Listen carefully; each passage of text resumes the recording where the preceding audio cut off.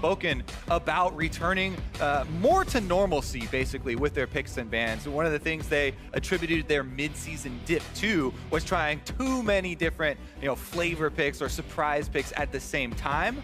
I think they still have a lot of, decent pocket picks and decent surprise picks left in them. However, maybe not all at the same time there. We don't see the mid-Jarvan with the Mordekaiser and Blitzcrank all at the same time. It'll be interesting to track throughout the series if and when they do bring that out. Do they bring it out at the start? Is it something pre-planned, or is it something reactive when they fall behind? Well, already have something a little different here. Shen, Camille, and Kennen. Actually, the bans there for FlyQuest with Malzahar and Graves on the Canalogic Gaming side, with one more to come. I mean, that does look like it's triple ban towards Darshan. We know Kennen can go AD carry, but traditionally it's not played in that role. Yeah, I think FlyQuest are focusing on that lane like many others are. And you can see CLG answering a little bit in kind there with the Nautilus ban. Premier Tank, Balls has been great. He even got solo kills as a Nautilus, which is pretty much unheard of. And one of the things I like about taking the Nautilus off the table and leaving up something like the Maokai, Balls can still pick it, but it's a very weak laning tank. And if you can take away something like even the Gragas here for Smithy or something like that, then you've taken away almost all the strong laning tanks that you can look to exploit Balls. Well, it does leave open Lulu, which is FlyQuest's first pick here, but the answer is Rengar in the jungle there for CLG, and maybe a top laner to come to, again, continue to sort of pinch the top lane early on. Poppy could be the consideration here for Darshan, but lots of options open if they want to take a top laner right now. Darshan is definitely a player that has played Poppy a lot, and you will remember even years back when that was his kind of go-to tank for team fighting, but no reason to really go for that super early here with the Ashe up, and Stixxay actually will be piloting that. Some initiation to go along with a fairly controversial Rengar pick for Smithy. I mean, he has been having some better games recently, finally on that. And the Ashe is interesting because, it's so highly prioritized by Stixxay. It's actually his most played AD carry this season, whereas Altec has only played it a couple games. Well, you can see FlyQuest answer with Kha'Zix as the jungle matchup and Rumble there, so really setting up the top lane, but Fizz is the answer for Darshan. I like where this is going already. Yeah, instant answer here for Darshan, and you can tell they are going to try and go for more of that split pushing, spread out the map, pressure multiple points at once, and then try and get picks with the Ashe Arrow and Rengar combination.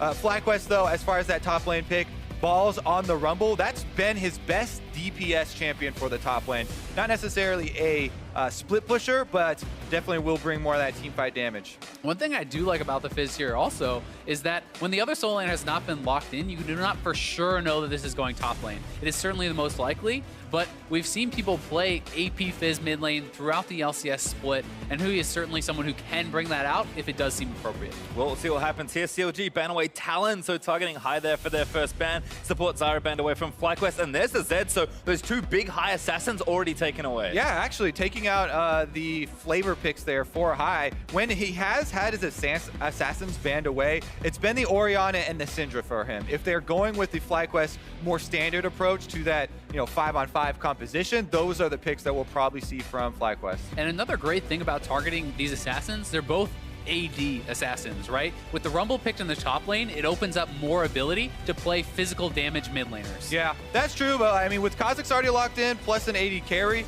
I feel like FlyQuest would be fine with going with, double AP solo laners. We shall see, though. Stixxay's classic hover over the Warwick. Vlad, favorite champion even before the rework. Vlad was the last ban there for FlyQuest, so that's an option not available to them. I expect Orianna here, but they're actually going to save Nami. And to your point before, I think Syndra and Ori are the next defaults here for high. One of the cute things about Fizz is that if he wants to play mid, it's actually pretty good into Syndra. So you kind of block that by flexing Fizz as well. Definitely curious, and we'll have to wait till the last pick to find out if it is indeed flexed. Something I love about Nami here is it's kind of emphasizing the strengths of CLG. They know that their laning is stronger than their opponents. Nami, in my opinion, is one of the very strongest laning supports. I do think it outlanes something like Karma, and they should have an advantage. They should have strong push and be able to get an edge there. Nice safe Ezreal pick there for FlyQuest, and there's the Orianna we expected for high. So, I mean, CLG would have been happy to have it, but they've likely got a counter pick prepared here as well. Leaving Hui with that last pick, Aurelion Sol would be okay, but again, lots of options for Hui, who's a player that not only steps up during playoffs, but he's got deep pockets as far as champion picks go. There's the #1 pocket pick for Hui and CLG. We'll see, though, if they want to go with the roaming. They do. All right, and that really does play into that thing that I mentioned before. When you see the first 3 picks of the Ashe, Rengar, Fizz, you're thinking spread out the map, 1-3-1, look for the picks with the arrow and the Rengar ultimate. Aurelion Sol just gets that game plan off the ground super quickly. It really does, and it can help to really snowball someone like the Fizz, who if Fizz gets ahead of the Rumble in the 1v1 matchup, that can go very badly. If you see Aurelion Sol getting up there, Rengar getting up there, and putting him in that position to split push. Meanwhile, on the FlyQuest side, Lulu, no slouch as far as supports go, and there's a reason that they picked that so early on.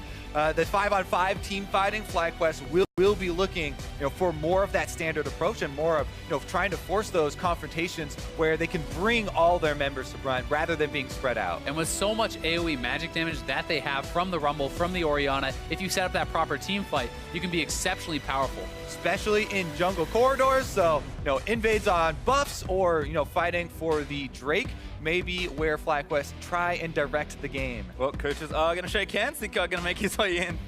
I think pretty standard. They're going to wait for it. Pretty standard draft to start the things up, but I think it does exemplify the styles of these teams. Well, CLG happy to play across the map a little more, and FlyQuest, they've got a nice scrappy comp to play with. Yeah, those coaches are very well acquainted. ThinkHard actually, long time on CLG within the staff as well.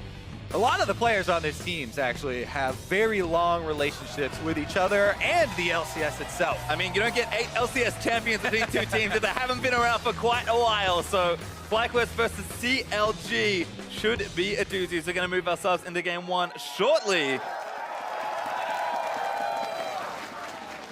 And I think this series is going to have a lot of fun to offer here. Hard to call exactly who's going to come out on top, but it's going to start here in game number 1. Our second spring quarterfinal playoff match starts right now. It's going to be such an exciting game. I think that both of these compositions are very explosive. If either side falls too far behind, there's not much of a true front line. And I mean, for a team like FlyQuest, where you have all squishy members, there's no one to soak something like a Fizz ult, the Rengar ult, there's all this damage flying in. If it hits anyone, you can pick someone off. Definitely true. Pretty much the only defenses they have to rely upon are the support moves from the Orianna and from the Lulu. So they'll try and buff up whoever is the target of that, CLG focus. That would require them all being next to each other, though, and we shall see if that is the way the game goes. Well, it looks like level 1 just kind of spreading out now. Lots of defensive positioning so far. Do you want to point out quickly to the summoner spells in mid lane, actually? We've started seeing Cleanse in particular matchup. Huhi going with Exhaust, which feels a bit more standard, but Cleanse is, I think, a pretty good option against Aurelion Sol. I think it is, and especially when you're pairing up against an Ashe, you really have to be careful about that. But it does give Huhi the edge because his combat summoner is going to be more powerful in most of these sort of 1v1 matchups. That being said, people have been very, very happy with Hai's performance on that Orianna. One of the highlight, intro plays we had was his pentakill on the champion. So keep your eye on the ball as you get later and later into the game. I see what you did there. Well, we're going to start off here in mid lane. Huhi going to start pushing in Aurelion Sol. It's been a short while, but aggressive trading for both of them, actually. Just trying to get an edge in that early lane. Yeah, no surprise there. Both these mid laners like to trade aggressively. Both of them like to roam quite frequently. And even though Hai is on a champion like Orianna, he's definitely going to be unafraid from taking that trade. Huhi level 1 going to find the jungler, though. And I also love that he's actually just going into Fog there, because level 1 you would not normally worry about any sort of roams. We've actually seen Huhi pull off level 1 First Bloods roaming on the Aurelion Sol. At Worlds! Exactly. So when he goes missing, you have to worry, and you have to play differently because of it. And you can see it doesn't really cost him much to be able to push the lane in and kind of get things going. Looking a little low on mana, but Hai is going to have to keep their way back in, and Hui's going to dip out already. So both these mid laners do love to roam as well. That's one of the signatures of their play. We'll see if either of them can kind of contain the other in lane or leave lane more aggressively. And I am expecting Aurelion Sol to do that a little more often. Yeah, and how much respect they pay to the junglers. Specifically for FlyQuest, most of their carry games, the big carries, have come from Moon and Hai working together. It's this mid-jungle combination that are actually grouping up quite quickly. Well, good call there. Moon's going to come in. Huhi low on mana. Hai's going to start things off. Huhi running around the other side. He does have his flash and exhaust, but he's got to keep running. Might be far enough away from Moon. Moon's going to leap in, going to force a flash. Huhi over the wall safely. Definitely a crucial flash, as Aurelion Sol, you can already talk about, he likes to shove the lane, then get into roaming, then it becomes even more scary to go for those, shoving style early plays if he doesn't have his flash now, and they have to ward up to watch out for Moon's return ganks. I also think that was such a smart gank because Ball's got a deep ward, saw that the Krugs were down, they know which path Smithy has done and that he would have to base. So there's no chance of him being there for a counter gank. Definitely one of the reasons where you can make your decision to chase the mid laner to the side of the lane. Basically, a lot of times when you gank mid lane and the mid laner goes over to that side brush at the river, you kind of have to back off because you're scared of exactly a counter gank waiting in that brush or something. Moon, though, up to that level 4 very quickly, even though he was the one to go for the first gank. Only thing is he hasn't had his back yet, so just the single jungle item. Definitely doesn't hurt Kha'Zix at all, though. Blue buff has plenty of mana for him. Who are we thinking about top lane, but it looks like he might hit the recall button instead. Yeah, and he actually just used his flight. I'm not sure if that was an accident, but using it right there means he's not going to have it to get back to lane as quickly. And since it is a minute cooldown, that's actually relatively impactful. This yeah, it looked to me like he was changing his decision. Originally just going back to lane to farm that one extra wave high is pushing in. Then decides to go for the recall here for his boots. Just relaxing though, going to keep the wave relatively far back. Now going to push it in as the cannon creep moves forward. And again, it's probably called Huhi off the map. Hydo going to ward the Raptors, continue to get vision. And I will say FlyQuest has done an excellent job tracking Xmithy in this early game. Definitely true, and he'll be tracked once again as he starts up on the Raptor camp. We'll see if they can actually capitalize on the flashless mid laner, though. High trying to trade aggressively here, but the extra boots that Huhi recalled there give him extra move speed to dodge the Orianna damage. And he gets out pretty well in that trade. All the while, Smithy, his main goal seems to be just pure farming up to that level 6. Yeah, and when he hits 6, there's a lot of ability to go for a gank on someone like the Rumble with the Fizz ultimate for gank assist. But one of the coolest parts about Aurelion Sol is that move speed is essentially combat power because it's positioning to place your orbs in a way that you're always hitting with them. That is why move speed is so important on the champion. Well, another ward spotted there by Moon, going to take that down, but Huhi looking bottom lane.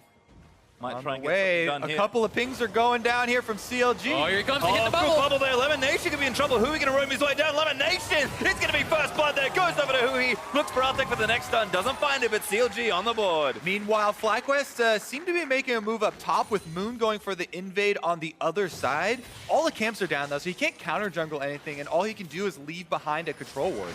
Yeah, so not able to get too much done. And despite the fact they know Huhi is constantly trying for this, he's always threatening it. You don't know which one is a true roam, which one is just him faking it out. Also, he's gone to both sides of the river very, very frequently here. So it's kind of that poker game where you're calling this bluff. When do you actually think it is a full commitment to the roam? And CLG do get rewarded there with that first blood on the bottom side. You have to say, though, all credit due to Afro Move for starting that off with a bubble. So this is super aggressive, though. They actually have no TP on Darshan, and Balls has his available, starting up that Infernal. But they timed it because of the recall there from high, and it looks like no vision in that river. They knew that since Huhi's roam bottom was so successful, there was no wards in the river, so they didn't even have to sweep everything out, just bring that one control ward and able to jump onto that. So CLG off to a very quick start.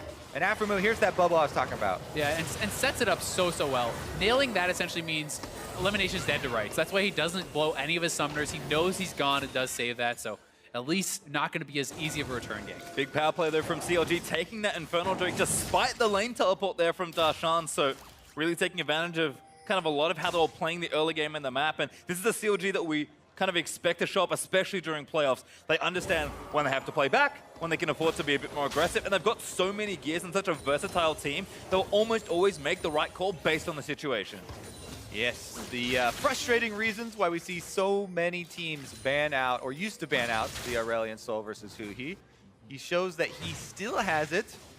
We'll see if FlyQuest can show their strengths, though, as Moon now level 6 on the Kha'Zix. And you do have to watch out for him. He is a delivery system. Not the best, but can get a shockwave where they're intended. And unfortunately for them, I mean, Huhi's flash is just about back up. So they've kind of missed their window from that summoner being forced by Moon. And now Rengar is 6. He can look to set up a play. And I think doing it in combination with Darshan on this Fizz with his ultimate is the way to go. Yeah, it's kind of time for the torch to pass as far as the roaming here from Huhi over to Smithy. He's back, great arrow to Altek. Nice. I'm going to land in. Oh, he's going to flash up Elimination. It's the bubble again. Oh, Ulti up from Huhi's going to get the kill. Mid laner ganks gotten off 2. Jungler ganks gotten off 0. We'll see if they actually have Smithy focus on the top side, though. That's where he is now, and he does have Rengar Ultimate available. Half-Life, though, is definitely going to dissuade you from going after a Rumble. A lot of junglers have nightmares about going for ganks on Rumble, getting 2v1'd and burned down with that AoE, so definitely going to want to have more health if you go for that. It can be brutal. You know, Darius is another one I've always been scared of, but a lot of credit to CLG to time this roam from Hui just as CLG is hitting level 6 on their bot lane. So they have the Ash Arrow available, immediately execute on it. And funneling into one of those kind of win conditions we talked about for CLG, where they focus on getting Stixxay up to his strong team fighting stage of the game. See Moon also hiding in the brush there. Tried a lane gank here in the top lane, but Balls already pushing that lane back in. Seen a lot of push and pull there in the lane. And in general, FlyQuest, they were pushing all of their lanes pretty early on, but unfortunately for them, haven't been able to really leave the lanes and get ganks off. And that just means every time Hui leaves and CLG do something successfully, they're just getting further ahead.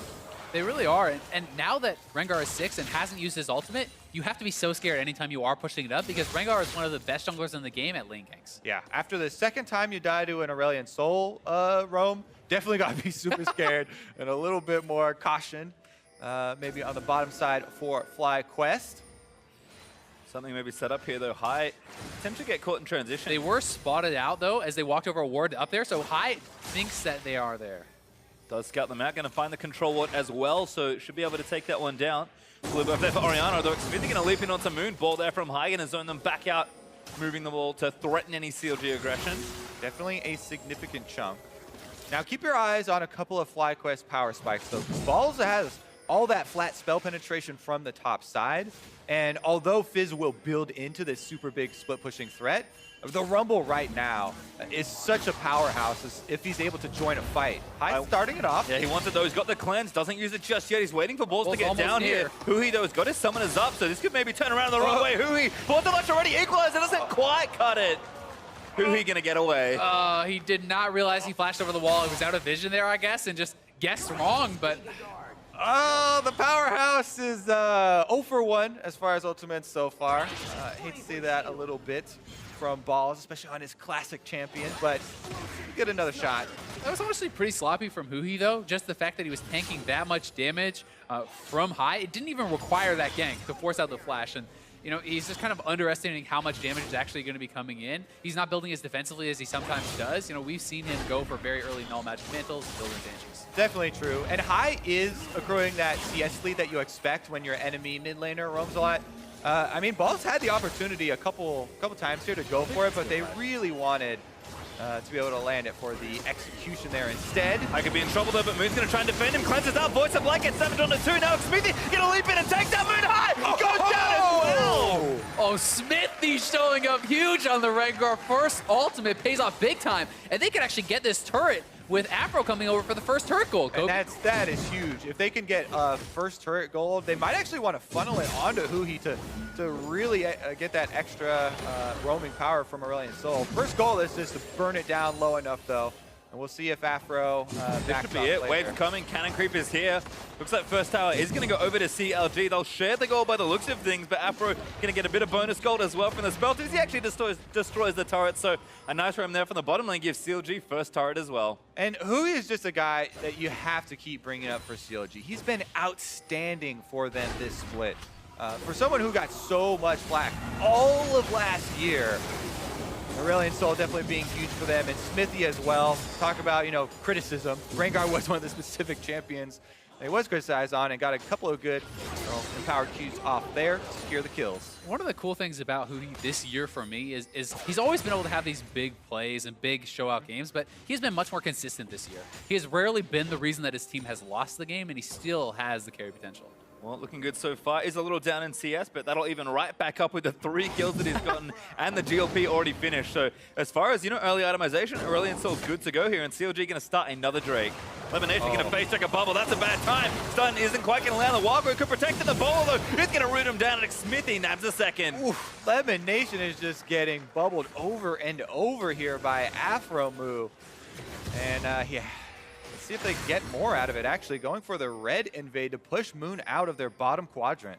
Yeah, this is such a good follow-up to that. Move in, get vision, get control over that jungle. You can always retreat back to the dragon to pick that up too. Yeah, not many people expected CLG to be the ones coming out to such a big early lead versus FlyQuest with what we've seen this season.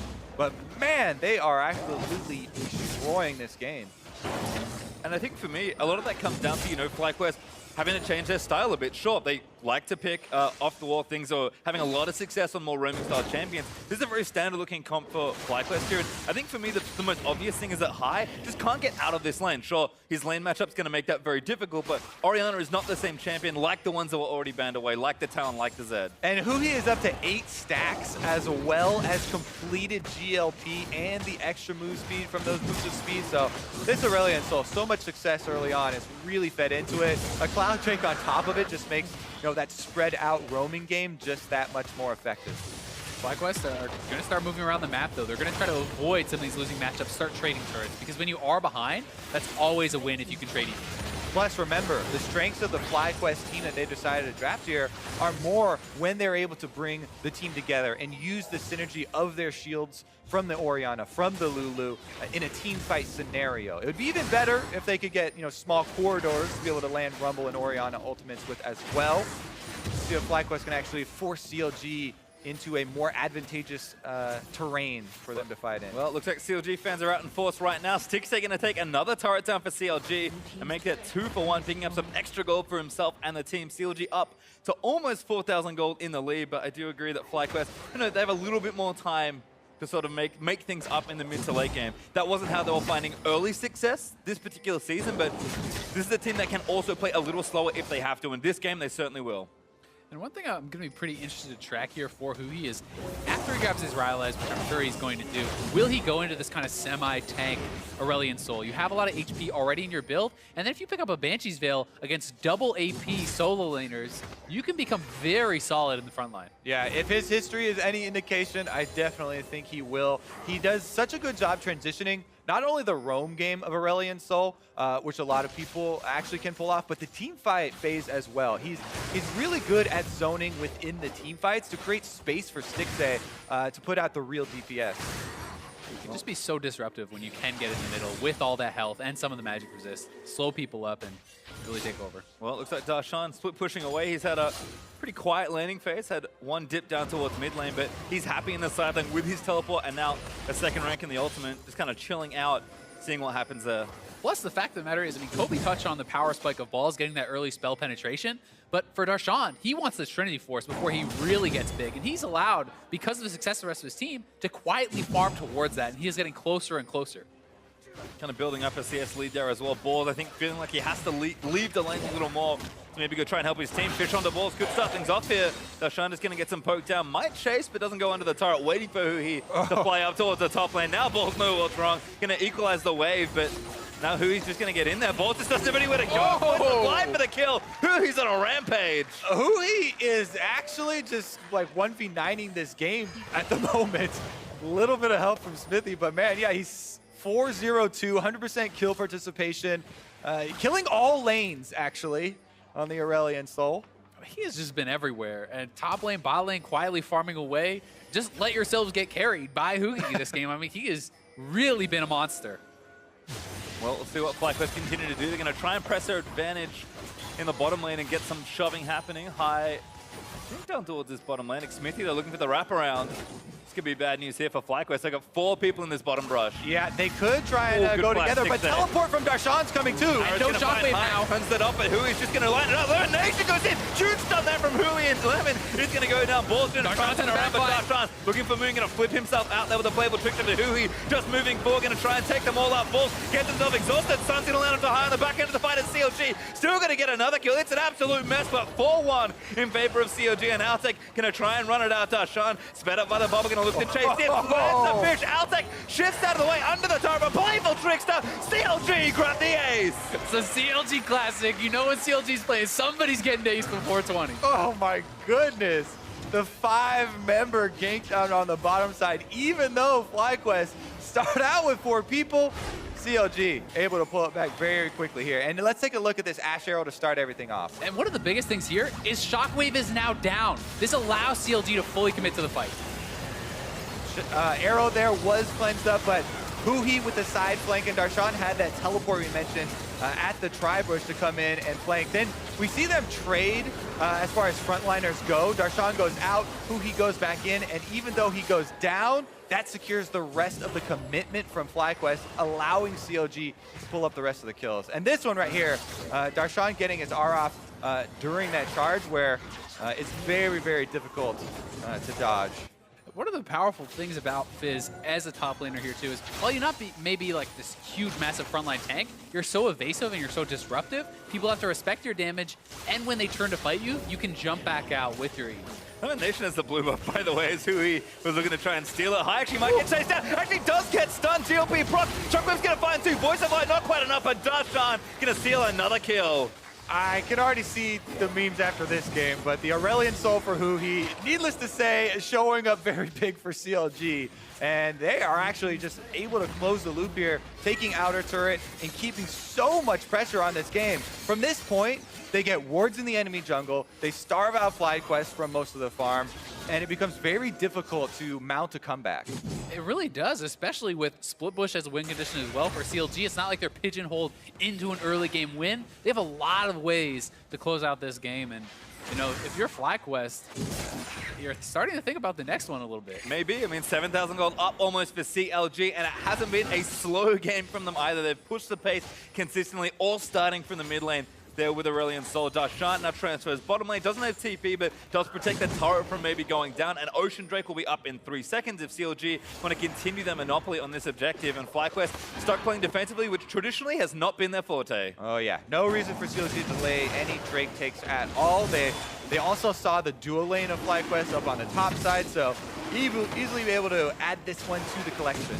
One thing we do know about FlyQuest, though, is they're not a team that is willing to go quietly into the night. They do not play to not lose, they play to win. So I am looking for them to make a risky play, to try to rush a Baron, to try to commit to a team fight, to get themselves back in the game, or to end it quickly. That's right. We'll look for plays like FlyQuest grouping up on a control ward in their own territory, looking for one of these defensive bush plays where they can hope for a shockwave into Rumble Ultimate, try and get a very big wombo there if CLG are, you know, able to wander too close to one of their traps. Well, the current CLG gold lead is, of course, giving them an overall map lead, but those two items that almost everyone has completed now is going to make it troublesome, at least for the next few minutes. Baron is also available if CLG want to look to that at least as a bait, if not something they could take given the size of their lead. Yeah, and they can look towards that Baron, but this early in the game, it's still risky. You'll take a lot of damage without a true front laner on the Baron, and Rumble plus Orianna in the Baron pit is a good way to throw the game. Yeah, 7,000 gold lead CLG have to work with here. And as you talked about earlier, Isaac, the Trinity Force coming in for Darshan means that not only is he a threat for 1v1 kills in the side lane, but he can also take a lot of damage to the turrets if he's left unattended.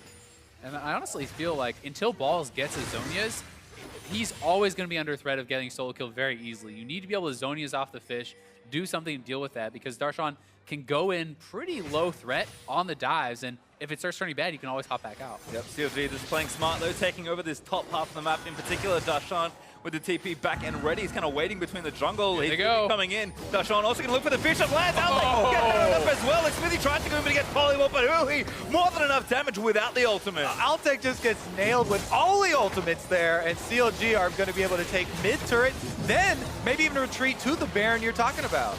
Yeah, and I think with someone down, you could at least threaten it. You can always turn for the fight. You may not want to fully commit to it still, but that was a very well-executed collapse from CLG, utilizing their ultimates, catching out the AD kit. It might even bait FlyQuest in here. FlyQuest kind of have to check. High's going to get caught. Cleanses up the bubble with Darshan. Might chase him down. Flashes dash. Shockwave finds a couple, but it's not enough. Azuli grabs the snipe off the flank with Voice of Light. Now Ball's going to get stunned up as well. He's trapped under the bowler without a Zonias. Now Moon flashes away, but he gets exhausted. Hui flashes forward to try and seal a few more kills. Moon is going to get orbed down. Hui on a killing spree. Gets another. Going to get one more. A double kill as he takes down Lemon Nation. Who is this guy? Hui is taking over the game. Oh my 8-1 and 8. So much hype around shot calling, shot calling. Hey, Huhi is going to take things into his own hands the entire game. I'm everywhere. Here's the call, Kobe. Huhi, carry this. Huhi, go kill everyone on the map. Definitely a more straightforward game for Aphromoo, but the Baron now attempted for CLG. To Aphro's credit, Nami Bubbles have been on point to start off a lot of those early plays, but Huhi has certainly been the star of this game. CLG going to compound all that advantages. Baron is down 10,000 gold ahead, and a giant dragon in the mid lane to play the end game with. Take another look at this bait we were talking about with the Fog of War setup. Yeah, I mean, hitting the bubble, it's a fast cleanse from high, but the full pile-in, Huhi over the wall, that was beautiful. All right, then he comes in here to secure the extra ones as they chase down balls. Flashes are answered immediately there, and the Rylai's is enough slow for him to get both Lemon and Moon. And that's why this champion, when you get ahead, is one of the most oppressive champions in the game. Oh, here we go again! Chasing you down. It's Lemon Nation once more. Dashan going to zip on and fish down Moon. Lemon still getting chased down, gets blown up by Huhi. Moon going to flash out of the way. Shockwave finds two, but it's a tankier members as Xmithy jumps in onto balls on the right-hand side. Altec moving in to try and defend for his team. CLG, one more kill. And with that kill, they can continue the push. They can force down these turrets with the Baron. Yeah, there's like, minions, catch up to us. CLG are way ahead of all the waves. They got to go back and push them. Even though they have Baron buff, they're going to have to go usher those minions up the lanes before they can actually get into the base. Tashan has a Magize now as well. If you kind of want an idea of mentally where CLG are feeling this game is, I mean, they are so far ahead with 18 kills to 1 now, knocking down this mid outer turret. At least going to get a look in high. He's going to take down that cannon creeper. Another wave's coming, and CLG are Baron for 2 more minutes. One of the toughest parts about this for FlyQuest is they're not even really being given the opportunity to set up a play because CLG is non-stop going in on them. Well, that's a dead Lulu. Once again, Lemon Nation adds death number 7 to this game. Huhi going to take down the bottom tier 2 turret, and CLG starting to close the trap. I'm interested actually already what is going through the FlyQuest communication systems. Right now though, we're gonna have a dive. Smithy looking for high, just gonna play defensively as Huhi just gonna blow. Oh, Gets through that with a double. Voice of Light just blows up 2 members of FlyQuest and force Altac splash. Mid lane now gonna be broken. Redemption gonna reset the game, and CLG gonna look to end it. Yeah, I think the look is pretty convincing here from CLG. All right, looks like they're going to get a few more kills. There's Altec going down. Huhi goes legendary for his 12th kill of the game. 20 kills in 22 for Huhi, and CLG destroy FlyQuest in game number 1. 25 minutes in, game 1 closed out by CLG, and Huhi puts on one of the best playoff performances I have seen in a long time. It was a test. They're saying, you know what? Game 1 draft, let's play nice and safe. Huhi, we know you've got this Aurelion Soul. Can he still play it? Huhi's answer, yes, I can. Thank you for the win. I'll give you 3 guesses what can next game. Yeah, Aurelion Soul probably going to find himself in the ban phase moving forward. Yeah. And talking about that ban phase, I was already curious a little bit about if FlyQuest start to go down in games in this series, will that be the thing that pulls the trigger for them to actually reach a little bit deeper into the pool and bring out something that maybe they've had success in scrims, but people haven't seen quite yet? And I mean, if this is your head-to-head game, right, that can shake your confidence. That can make you feel like, hey, we need to try something risky. And this is a team where, they didn't have a house until a couple weeks into the season, and they actually don't have a lot of analysts or anything. So a lot of it comes from High and Lemon Nation specifically, and just what they are feeling at the moment. Well, going to have to dive back into the notebook, but for more on that dominating win from CLG, let's hand it off to the analyst desk. Thank you very much, Pastry. We got some, not a ton though, because I feel like most people, and they've already spoken to it there, will say that the biggest adjustment FlyQuest should make moving into Game 2 here is get rid of the Aurelion Soul. But how do we feel about the fact that it was left up here even in Game 1? Personally, I don't hate it because there's a lot of times you see in best of 5 series where people just assume that they play this one thing that they don't want to play against, and you spend the entire series banning this thing out, and then you find out later, like, yeah, we weren't really practicing that anymore. And there have been times in the regular season where Aurelion Soul was left open, and they didn't play it necessarily. So right. I don't hate the fact that they didn't want to give up a ban, essentially, for the entire series on this hunch that he still is going to crush you with Aurelion Soul. But now that you've seen it, maybe, yeah. I slightly disagree because I feel like it's Huhi, man. This guy, his name is becoming synonymous with Aurelion Soul. He's the guy that everybody's like, oh, it's a really great champion when it's in his hands. And that's the gamble, right? Is to your point where it's like, well, we haven't seen, we know historically we know you're right, Zyrene. Historically, we know you're right, but you kind of want that recency. You want that element of recency and that confirmation that this is something that's still worthwhile to ban. So yeah, okay, we ban it here in game 1. Hopefully they learn from it, and as you mentioned, it is removed from the table for the remainder of the series. But let's talk about the effectiveness of this champion and why it works so well for CLG. I mean, we see immediately at level 1 leaving the lane. Vision toggles are going to be key here in showing why it is that there's so much more pressure applied to the map when Aurelion Sol's in the game. Yeah, because he can just leave because he shoves automatically, and then he's able to just have wave pressure. We talk about priority a whole bunch, and Aurelion Sol naturally does that. Doesn't even have to spend mana to do it, but he will with the Celestial Expansion to deal extra damage to it. But then also a lot of people overlook his E passive, which is if he's moving in a straight line, he gets extra movement speed if he's traveling in the same direction. It helped him avoid a gank at level 3. It helps him roam even faster. This kit is just designed to roam and allow somebody like Huhi, who loves to give his resources away, to actually do that. And this play is great because how do you stop the Aurelion Sol from roaming? Well, you throw gank at it, kill him. He can't roam if he's dead. But what happens? CLG is 100% aware of that. Smithy playing around mid lane turns a counter gank, and that was kind of the moment where it's like, oh god, this Aurelion Sol, maybe you can control it 2-0, now it's over. Similar to how you play against Shen. Yeah. But also, they tried that at level 3, and then Hui's out of mana, and he had to flash, and then they didn't repeat gank it fast enough, and he's able to get out of the lane and affect other lanes. And that is one of the problems, though, is like with Aurelion Sol, his timings are so hard to abuse because he resets all the time, because he has like you said, the E move speed to get back into lane faster. So if you chunk him out, you can't necessarily. Happy to back. Yeah, he'll just go home and come back. And so it's very hard to deal with this champion if you're not 100% ready for it and have a game plan prepared. And it did seem like FlyQuest struggled for anything that he was going to do. And then on top of all of this, I think that once again, this game only serves to make kind of clear the idea that both of these teams with leads know how to play. So this time around, CLG gets the early gold lead. What happens? 17:45 into the game. We have an ace in the bot lane, 5 for 1 off of a big roam here from CLG. And FlyQuest has been moving around the map trying to find opportunities to trade objectives. They were able to trade down the top row of turrets, but now they're extended in the long lane. You see the teleport coming in from Darshan from behind. They try and turn and cut the play by jumping onto the bot lane of CLG. With that shockwave, and then because he already has that angle, Darshan, you see complete this teleport coming in the backside. There's nowhere for them to try and get out here. A great collapse by CLG. Gonna end up in an ace after Huki kind of chases everyone down. Yeah, he got so fed even before this. This is kind of like the straw that broke the camel's back, because that's where FlyQuest are just trying to get back into the game. Right, that was definitely a shred of hope. And I definitely think that's the one where you kind of put that final nail in the coffin there. It's the only kill that I believe he missed out on. Yeah, it doesn't get an assist for that one because he unfortunately died earlier in that fight, but an impressive scoreline from him as well as the damage stats there. I mean, essentially doubling, tripling everyone on his own team. Almost the same amount as you add up the rest of the damage from his team. Almost. Not quite. Okay, so we've identified the fact that we think FlyQuest should keep Aurelion Sol off the table for the remainder of the series. Also, they will have the option of side choices here in games 2 and 4, so we'll see what they end up with. Maybe putting High in a counter pick position might allow for a better mid lane. But if you got something for it, like, that's the thing, is Aurelion Sol, when around Worlds time, it was like, what do you even do against this guy? Like, if person's practiced on it, there aren't a whole lot of counters that people had found at the time. Maybe Syndra, maybe Echo, but I mean, the big thing about the Aurelion Sol pick is that it's kind of uninteractive in the sense where it just pushes the lane and then leaves. You don't 1v1 it. You don't, skirmish hard to outplay it. Yeah, it kind of pushes the wave, and then you either, if you're fighting it, your wave is gone, and now you have to deal with minions, or if you're dealing minions, then he's just going to leave. So it is a little hard. The other thing, too, is I felt like Aurelion Sol was just an ultra good pick in this situation because it was into double AP, right? We've got High in the mid lane on Orianna, and then we got Rumble in the top lane. Well, what is Aurelion Sol? Already builds tanky in terms of health. Loves to pick up that Banshee's Veil as well as like a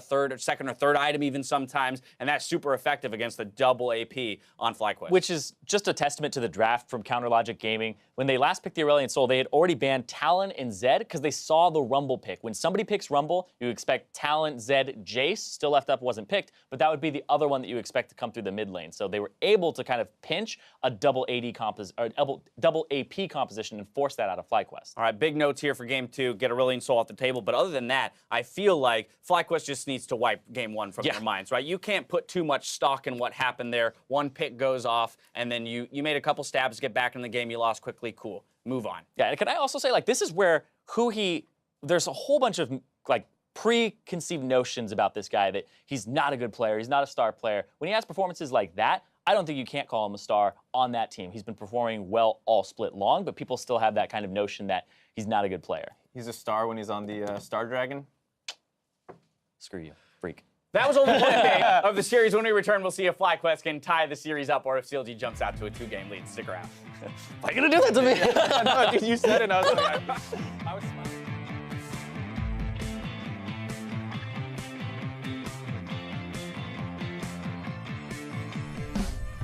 This is a pretty volatile team. They will want to dictate the pace of the game like on their terms. So what that means is let's just make sure that we focus on our play and focus on the win condition, and let's not fight their fights. Oh, here he comes to hit the good bubble. bubble there. Lemonation could be in trouble. Hui going to roam his way down. Lemonation, he's going to be first blood there. Goes over to Hui. I could be in trouble though, but Moon's going to try and defend him. Cleanses out. Voice of Black gets savage on the 2. Now Smithy going to leap in and takes down Moon high. Goes down as well. Play slow, play slow, play slow. Ori, I got both. Lulu. I'm coming. Blink, Kha'Zix. Take it slow, we got it. Ori flash, Ori flash. I feel. Ori flash. Yeah, go Jay, I feel. I ignited Rumble. Yeah. Play defensively as Hui just going to blow. Gets through that with a double. Voice of Light just blows up 2 members of FlyQuest. 20 kills in 22 for Hui, and CLG destroy FlyQuest in game number 1.